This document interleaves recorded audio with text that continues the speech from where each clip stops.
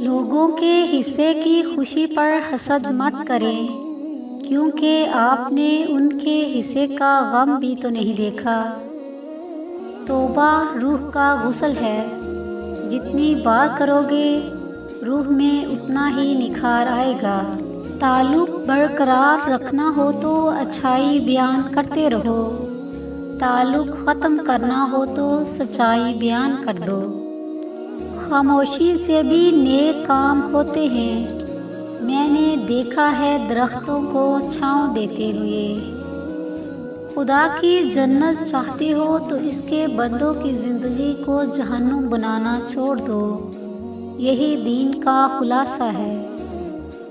آدمی کے نماز روزہ پر نہ جاؤ، بلکہ اس کی سچائی اور عقل کو دیکھو۔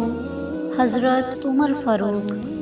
لوگوں کا بھلا ضرور کریں، لیکن ان سے یہ امید نہ رکھیں کہ ضرورت پڑنے پر وہ بھی آپ کا بھلا کریں گے۔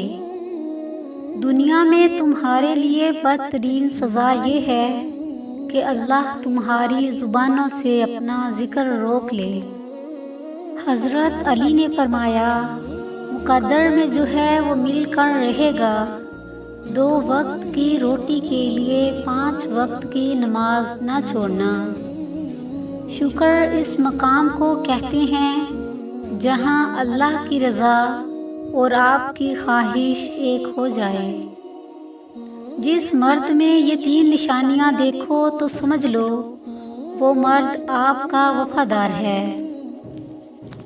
وہ اپنی باتوں میں سچائی رکھتا ہے، کسی بات کو چھپانے یا جھوٹ بولنے سے گریز کرتا ہے، اور ہمیشہ اپنے وعدے پورے کرتا ہے۔